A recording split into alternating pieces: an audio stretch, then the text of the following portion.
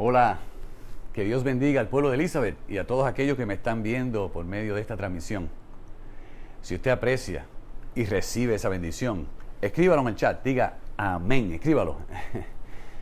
En esta ocasión quiero compartir con ustedes un tema edificador, un tema que nos reta, un tema que nos conmueve, un tema que nos llama hacia algo mayor.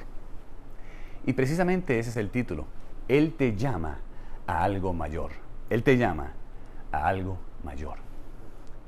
Si bien entendemos que la salvación es un regalo, que la salvación la ofrece Dios gratuitamente a sus hijos y que no hay nada que tú y yo podamos hacer para merecerla, cuando nosotros aceptamos ese regalo, entramos en un compromiso con el dador de la vida y en agradecimiento para nuestro bien, para el bien del prójimo y para que podamos ser útiles en sus manos, para darle honra y gloria a Él con nuestro estilo de vida, para que podamos ser un bálsamo ante un mundo que está herido. Él nos llama a algo mayor. Para que seamos sal en una tierra que carece de sabor espiritual.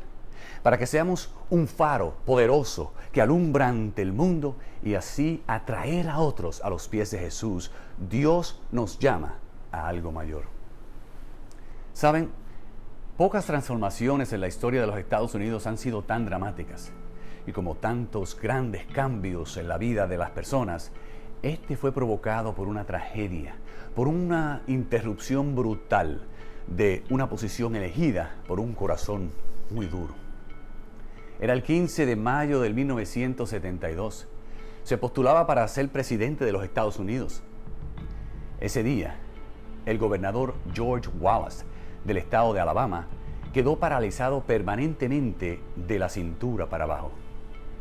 Esto sucedió luego de un intento de asesinato en un centro comercial en Laurel, Maryland. Le dispararon 5 veces.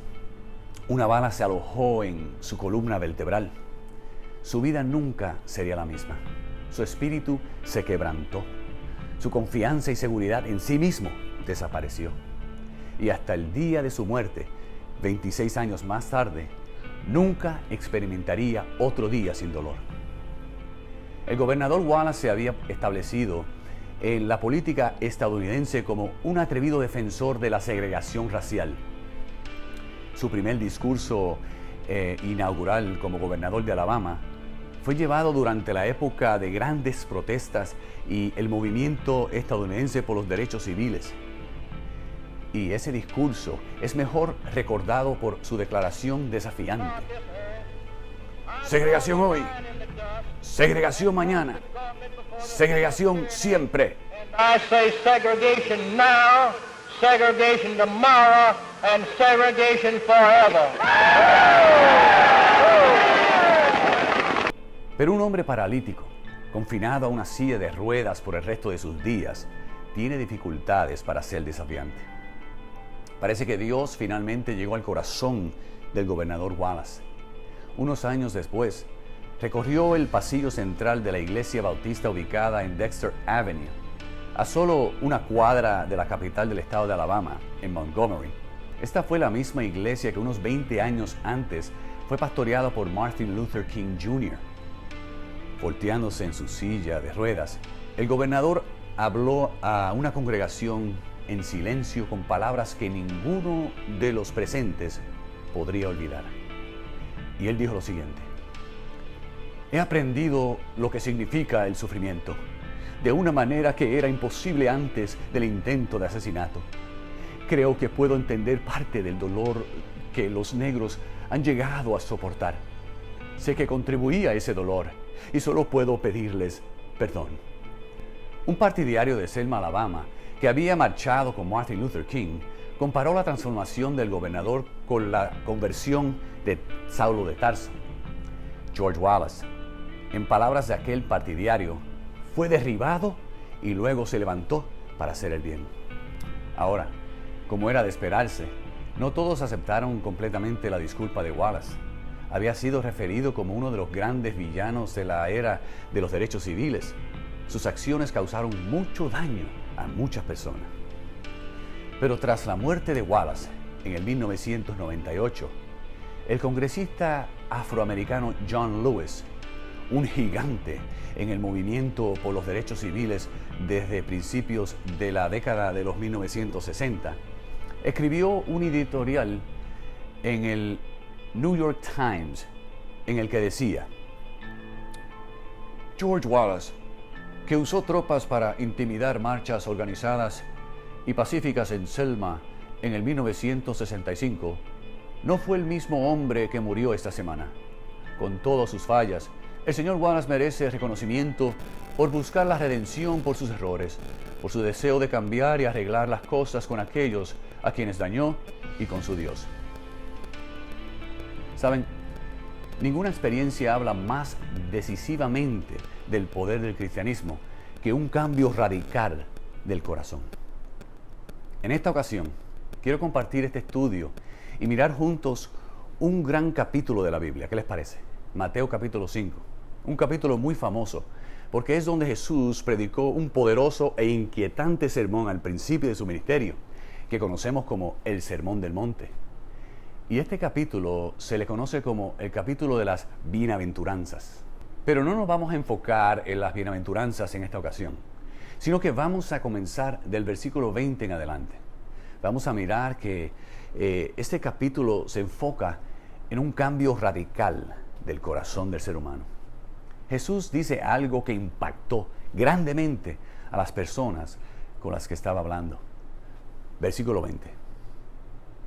Porque les digo a ustedes que no van a entrar al reino de los cielos a menos que su justicia supere a la de los fariseos y de los maestros de la ley. Ahora, esa fue una declaración sorprendente. Los fariseos eran considerados verdaderos líderes religiosos. Eran la élite espiritual. Eran rigurosos en su obediencia y muy cuidadosos para ser vistos como religiosos santos que tenían el favor de Dios. Jesús pasó a identificar lo que estaba terriblemente mal con la justicia profesada por los escribas y fariseos. En algunas de las palabras más fuertes de todo su ministerio, Jesús reveló lo que estaba mal en el enfoque de los fariseos. Por fuera eran muy religiosos, por dentro, eso era otra cosa. Leamos. Ay de ustedes, maestros de la ley y fariseos hipócritas, limpian el exterior del vaso y del plato, pero por dentro están llenos de robo y de desenfreno. Fariseo ciego, limpia primero por dentro el vaso y el plato, y así quedará limpio también por fuera. Ay de ustedes, maestros de la ley y fariseos hipócritas, que son como sepulcros blanqueados, por fuera lucen hermosos, pero por dentro están llenos de huesos de muertos y de pudredumbre. Así también ustedes por fuera dan la impresión de ser justos, pero por dentro están llenos de hipocresía y de maldad. Así que esa es la justicia de los escribas y fariseos de la que Jesús estaba hablando. El tipo de comportamiento que no puede calificar a nadie para vivir en el reino celestial. Porque todo está en el exterior y nada en el interior. Ahora, es posible que hayas conocido a personas así. Tú o yo podríamos ser uno de ellos. Esta religión superficial de la que Jesús estaba advirtiendo era algo contra lo que los maestros del Antiguo Testamento habían advertido al pueblo de Israel durante cientos de años. 1000 años antes del tiempo de Jesús, el profeta Samuel advirtió al rey Saúl lo siguiente: ¿qué le agrada más al Señor? ¿Que se le ofrezcan holocaustos y sacrificios? ¿O que se obedezca lo que Él dice? El obedecer vale más que el sacrificio y el prestar atención más que la grasa de los carneros. Aproximadamente 700 años antes del nacimiento de Jesús, el profeta Isaías escribió lo siguiente: ¿de qué me sirven muchos sacrificios? Dice el Señor. Harto estoy de holocaustos de carneros y de la grasa de los animales engordados. La sangre de toros, corderos y cabras no me complacen. Cuando levantan sus manos, yo aparto de ustedes mis ojos. Aunque multipliquen sus oraciones, no las escucharé, pues tienen las manos llenas de sangre. Lávense, límpiense, aparten de mi vista sus obras malvadas. Dejen de hacer el mal, aprendan a hacer el bien, busquen la justicia y reprendan al opresor. aboguen por el huérfano y defiendan a la viuda.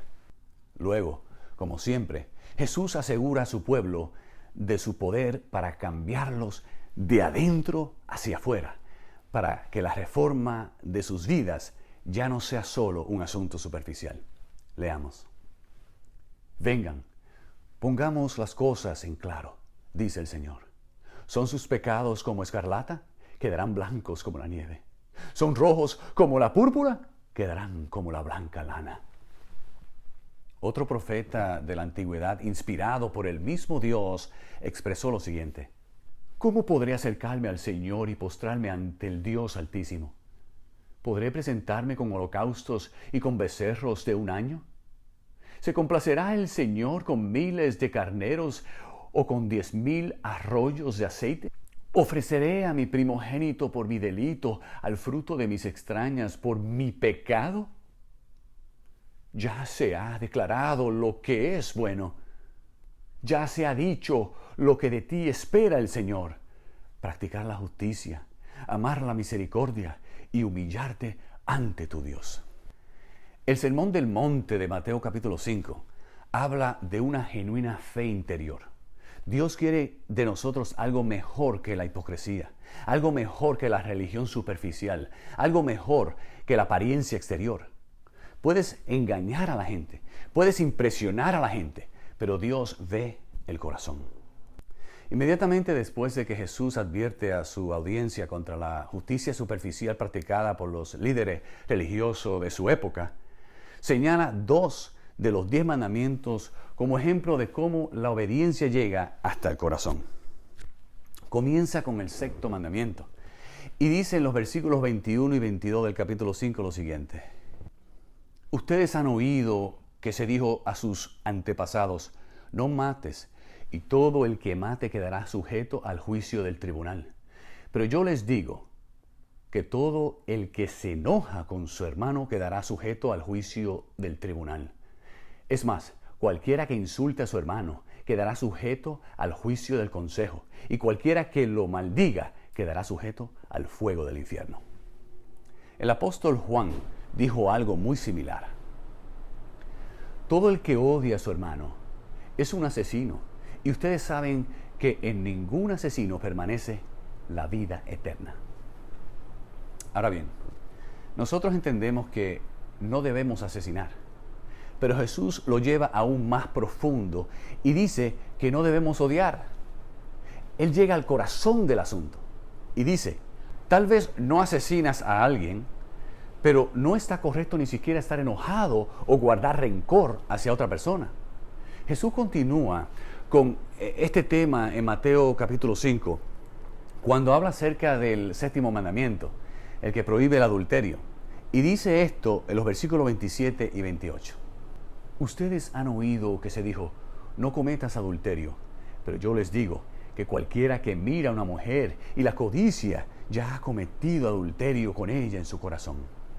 Jesús nos explica en profundidad lo que realmente significa la obediencia y hasta dónde Dios llega para cambiar el corazón del ser humano.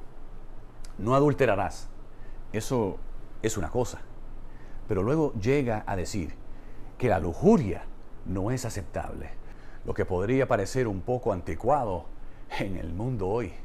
Pero ustedes y yo sabemos que si la sociedad tomara este simple mandato un poco más en serio, el mundo entero sería un lugar muy diferente. Jesús dice que una cosa es no cometer el acto, pero lo que quiere hacer es cambiar el corazón, incluso cambiar los deseos.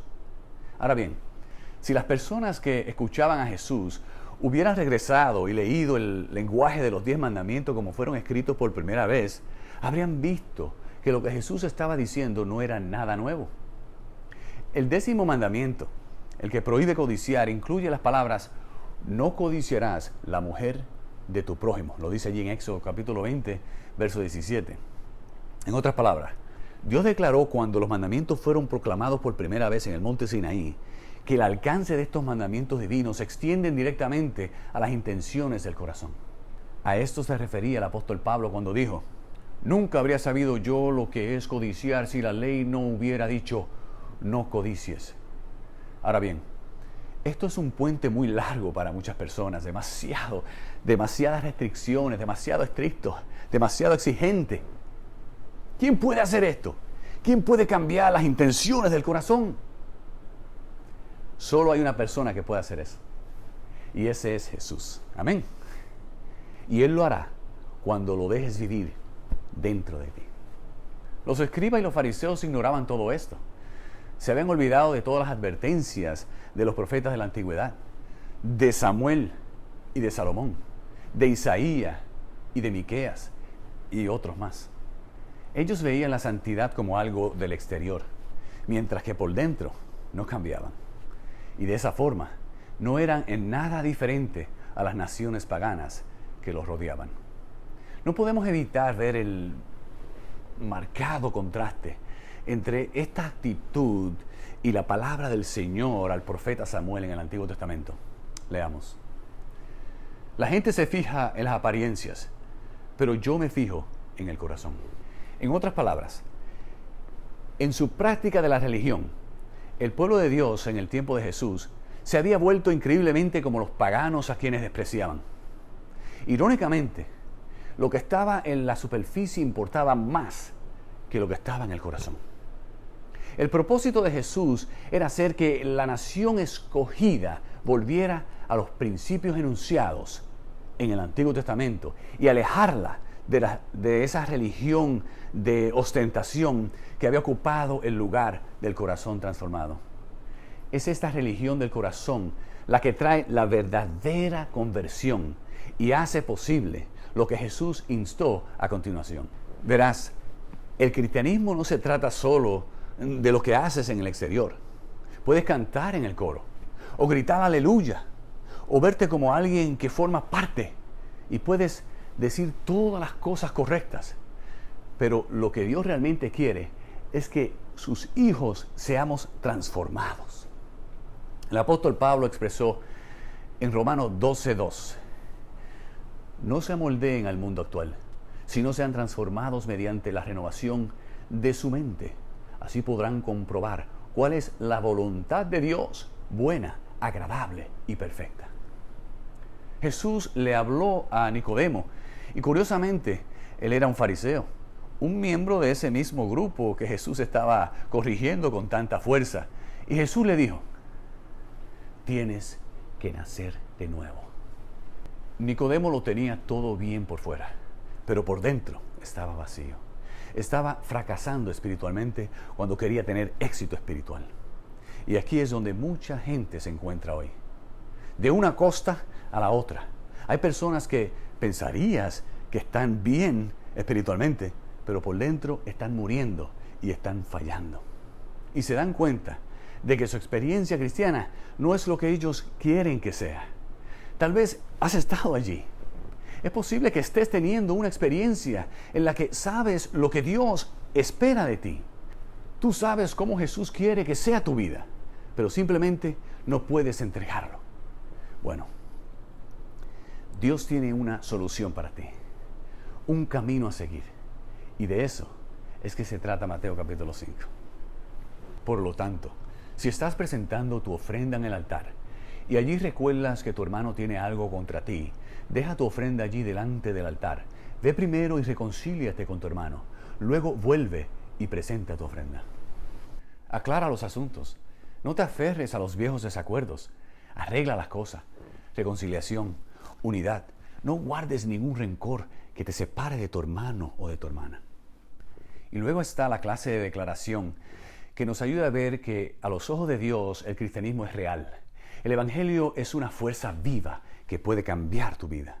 Nadie se puede sentir bien consigo mismo cuando sabe que Dios quiere que viva otra vida, pero no puede hacerlo. Demasiadas personas hoy viven una vida doble. Cristo por fuera, pero el diablo por dentro. Todo profesión de Cristo, pero ninguna posesión de Cristo. Y esta es una de las cosas que le dan mala fama al cristianismo. La gente se llama a sí mismo cristianas, pero nunca lo sabrías mirando la forma en que viven sus vidas. Ningún poder. No estoy hablando de personas que tropiezan, personas que cometen errores, porque eso va a suceder a medida que creces como cristiano. Vivir una vida en la que dice ser un seguidor de Jesús, pero tu corazón no ha cambiado, es muy peligroso. Porque el Cristo de la Biblia está en el negocio de cambiar corazones y Él puede cambiar el tuyo. Amén. Miremos lo que dijo Jesús, comenzando del versículo 38 en adelante. Ustedes han oído que se dijo ojo por ojo y diente por diente. Pero yo les digo, no resistan al que les haga mal. Si alguien te da una bofetada en la mejilla derecha, vuélvele también la otra. Si alguien te pone pleito para quitarte la camisa, déjale también la capa. Si alguien te obliga a llevarle la carga 1 kilómetro, llévasela 2. Al que te pida, dale. Y al que quiera tomar de ti prestado, no le vuelvas la espalda. Sabemos lo que Jesús está diciendo aquí. En vez de pelear fuego con fuego, Él pide que peleemos el fuego con amor. Si alguien te maltrata, ámalo de cualquier manera. Si ellos quieren algo, dáselo y dale más. ¿Alguien quiere tomar algo tuyo? Dáselo. ¿Alguien quiere pedir prestado? Préstaselo. Jesús no está hablando de lo que haces en el exterior aquí, sino que Él está hablando de su habilidad para cambiar un corazón tan radicalmente que cuando alguien te maldice, tú responderás con una bendición. De hecho, Él lo resalta de una manera muy gráfica. Ustedes han oído que se dijo, ama a tu prójimo y odia a tu enemigo. Pero yo les digo, amen a sus enemigos y oren por quienes los persigan. Evidentemente, durante el tiempo de Jesús, se creía que debías amar a los que estaban cerca de ti, tu prójimo, mientras que estaba bien, incluso deseable, odiar a otras personas. Obviamente, ese no es el camino de Dios. Se supone que los cristianos deben mostrar su amor a los demás, incluso a sus enemigos. Ahora, sé que es difícil, y no es nada fácil. Ay, hermano, usted no tiene idea cómo esa gente me fastidia en el trabajo. Es muy difícil mostrar amabilidad ante tal trato. Es difícil para ti y es difícil para mí, sin duda. Pero no es difícil para Dios, amén. Dios puede hacer eso en tu vida y en la vida de cualquier persona. Él puede hacerlo hoy por ti. Amar a tus enemigos, amar a mis enemigos, sí se puede. ¿Qué fue lo que dijo el apóstol Pablo? Todo lo puedo en Cristo, que me da fortaleza. Alabado sea su nombre. Aquí es donde realmente el cristianismo nos muestra de qué se trata. No hay nada que le dé al mundo mayor testimonio que cuando la palabra de Dios ha transformado el corazón de una persona. De un ser rencoroso, lleno de odio y de envidia, a un ser generoso y amable. De un ser borracho, derrochador, a un ser sobrio y temperante. Por eso es que Jesús dijo lo siguiente en Juan 13:35. De este modo todos sabrán que son mis discípulos, si se aman los unos a los otros. A muchos cristianos se les olvida eso. Guardar rencor contra otras personas es común hoy, aún dentro de la iglesia. Y eso es muy tóxico y muy venenoso para la espiritualidad de esa iglesia. Muchos se rehúsan a perdonar también, aun cuando Jesús claramente dijo en la oración modelo que el Padre no nos perdona, a no ser que nosotros perdonemos a aquellos que nos ofenden. Encontramos esposas y esposos, encontramos hermanos y hermanas, patrones del trabajo y sus empleados, compañeros de clases, estudiantes y maestros, guardando rencor y odio unos con otros por años y hasta décadas. Cuando Jesús dijo que nuestra justicia debe exceder la de los escribas y los fariseos, estaba diciendo que la justicia que tenemos tiene que venir de un corazón cambiado. Debe haber evidencia de una vida cambiada.